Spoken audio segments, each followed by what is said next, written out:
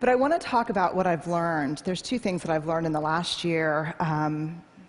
The first is vulnerability is not weakness. And that myth is profoundly dangerous.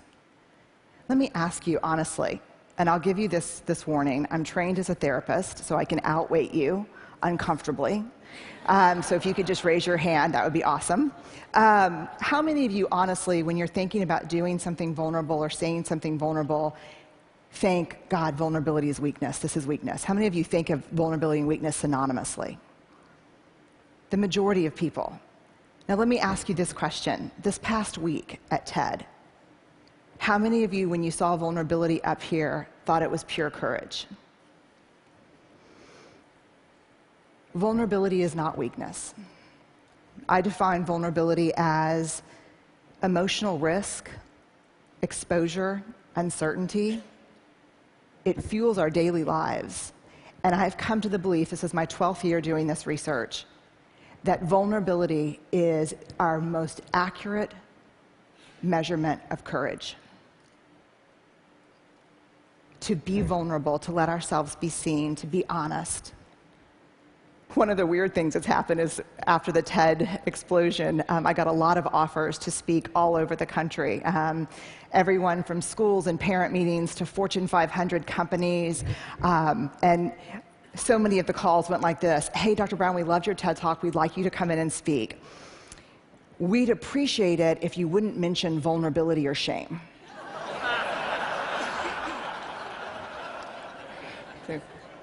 What would you like for me to talk about? There's three big answers. This is mostly, to be honest with you, from the business sector. Innovation, creativity, and change.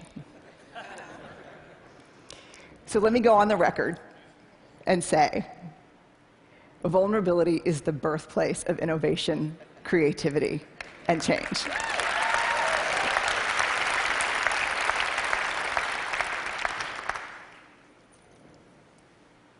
To create is to make something that has never existed before.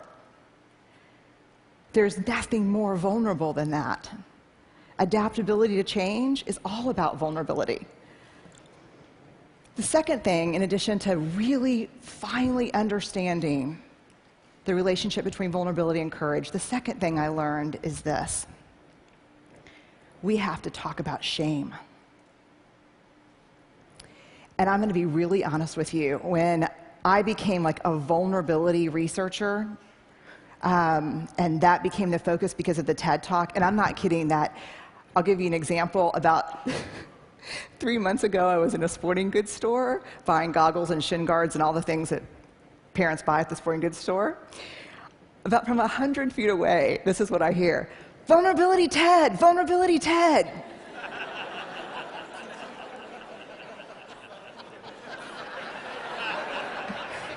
Yeah, I'm a fifth-generation Texan. Our family motto is lock and load. I am not a natural vulnerability researcher. So I'm like, just keep walking, she's on my 6. And then I hear, vulnerability TED. I turn around and I go, hi. She's right here. And she said, you're the shame researcher who had the breakdown. At this point, parents are like pulling their children close to look away. And I'm so worn out at this point in my life. I look at her and I actually say, it was a frickin' spiritual awakening. And she looks back and does this. I know. And she said, we watched your TED Talk in my book club. Then we read your book, and we renamed ourselves the Breakdown Babes. And she said, our tagline is, we're falling apart, and it feels fantastic. You can only imagine what it's like for me in a faculty meeting. So when I became Vulnerability TED, like an action figure, like Ninja Barbie, but I'm Vulnerability Ted. I thought, I'm going to leave that shame stuff behind because I spent 6 years studying shame before I really started writing and talking about vulnerability. And I thought, thank God, because shame is this horrible topic. No one wants to talk about it. It's the best way to shut people down on an airplane. What do? I study shame. Oh. And I see you, you know.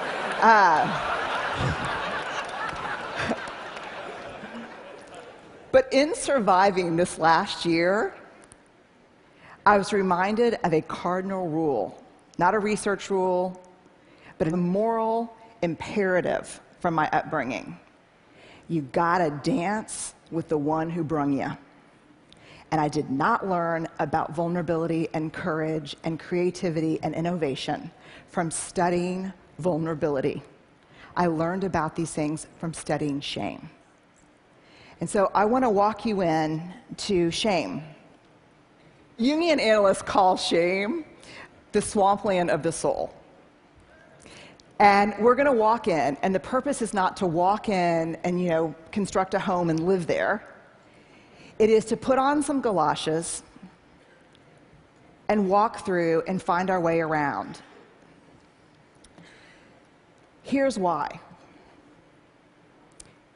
We heard the most compelling call ever to have a conversation in this country, and I think globally, around race, right? Yes, we heard that. Yes? Cannot have that conversation without shame. Because you cannot talk about race without talking about privilege, and when people start talking about privilege, they get paralyzed by shame.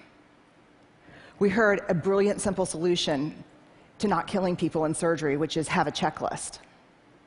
You can't fix that problem without addressing shame, because when they teach those folks how to suture, they also teach them how to stitch their self-worth to being all-powerful.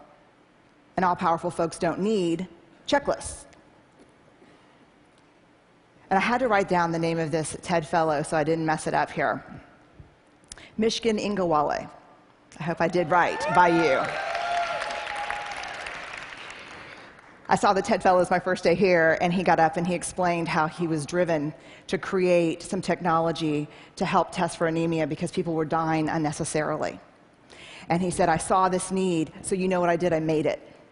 And everybody just burst into applause, and they were like, yes! And he said, and it didn't work. And then I made it 32 more times. And then it worked. You know what the big secret about TED is? I can't wait to tell people this. I guess I'm doing it right now. This is like the failure conference. No, it is. You know why this place is amazing? Because very few people here are afraid to fail. And no one that gets on the stage so far that I've seen has not failed. I have failed miserably, many times. I don't think the world understands that because of shame. There's a great quote that saved me this past year by Theodore Roosevelt.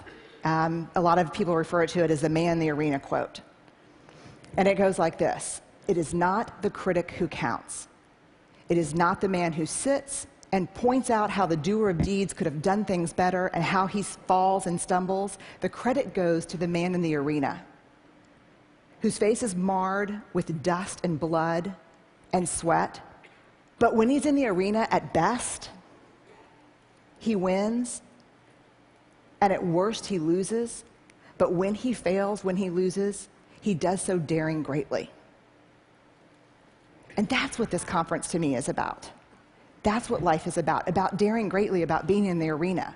When you walk up to that arena and you put your hand on the door and you think, I'm going in and I'm going to try this, shame is the gremlin who says, you're not good enough. You never finished that MBA. Your wife left you. I know your dad really wasn't in Luxembourg, he was in Sing Sing.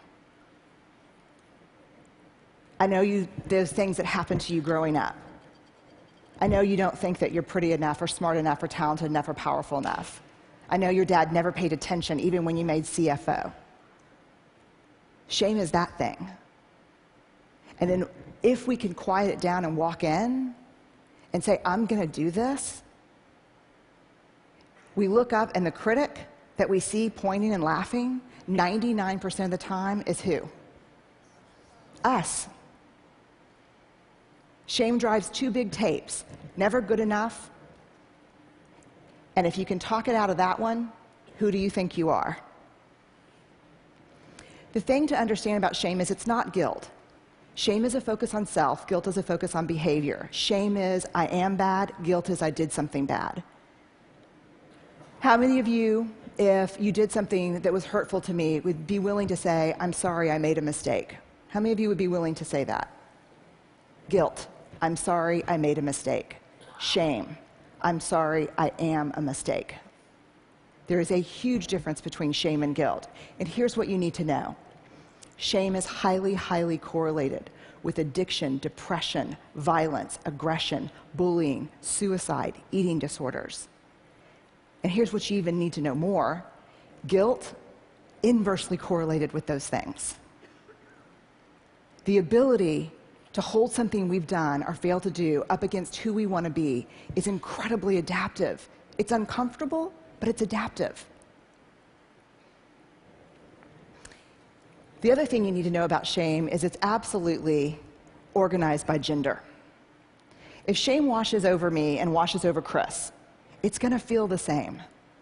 Everyone sitting in here knows the warm wash of shame. We're pretty sure that the only people who don't experience shame are people who have no capacity for connection or empathy.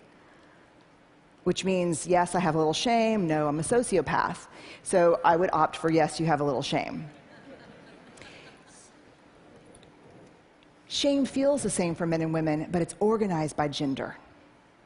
For women, the best example I can give you is Angeli, the commercial.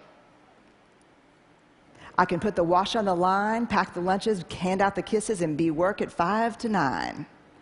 I can bring home the bacon, fry it up in the pan, and never let you forget you're a man. For women, shame is do it all, do it perfectly, and never let them see you sweat. I don't know how much perfume that commercial sold, but I guarantee you it moved a lot of antidepressants and anti-anxiety meds. Shame for women is this web of unattainable, conflicting, competing expectations about who we're supposed to be. And it's a straitjacket. For men, shame is not a bunch of competing, conflicting expectations. Shame is one. Do not be perceived as what? Weak. I did not interview men for the first 4 years of my study. And it wasn't until a man looked at me one day after a book signing and said, I love what you have to say about shame. I'm curious why you didn't mention men. And I said, I don't study men. And he said, that's convenient. And I said, why? And he said, because you say to reach out, tell our story, be vulnerable. But you see those books you just signed for my wife and my 3 daughters? I said, yeah. They'd rather me die on top of my white horse than watch me fall down. When we reach out and be vulnerable, we get the shit beat out of us. And don't tell me it's from the guys and the coaches and the dads. Because the women in my life are harder on me than anyone else. So I started interviewing men and asking questions. And what I learned is this. You show me a woman who can actually sit with a man in real vulnerability and fear, I'll show you a woman who's done incredible work. You show me a man who can sit with a woman who's just had it. She can't do it all anymore. And his first response is not, I unloaded the dishwasher. But he really listens, because that's all we need. I'll show you a guy who's done a lot of work. Shame is an epidemic in our culture. And to get out from underneath it, to find our way back to each other, we have to understand how it affects us and how it affects the way we're parenting, the way we're working, the way we're looking at each other. Very quickly, some research by Mahalik at Boston College. He asked, what do women need to do to conform to female norms? The top answers in this country: nice, thin, modest, and use all available resources for appearance. When you asked about men, what do men in this country need to do to conform with male norms? The answers were always show emotional control, work is first, pursue status, and violence. If we're going to find our way back to each other, we have to understand and know empathy, because empathy is the antidote to shame. If you put shame in a petri dish, it needs 3 things to grow exponentially: secrecy, silence, and judgment. If you put the same amount of shame in a petri dish and douse it with empathy, it can't survive. The 2 most powerful words when we're in struggle: me too. And so I'll leave you with this thought. If we're going to find our way back to each other, vulnerability is going to be that path. And I know it's seductive to stand outside the arena, because I think I did it my whole life, and think to myself, I'm going to go in there and kick some ass when I'm bulletproof and when I'm perfect. And that is seductive. But the truth is, that never happens. And even if you got as perfect as you could and as bulletproof as you could possibly muster, when you got in there, that's not what we want to see. We want you to go in. We want to be with you and across from you. And we just want, for ourselves and for the people we care about and the people we work with, to dare greatly. So thank y'all very much. I really appreciate it.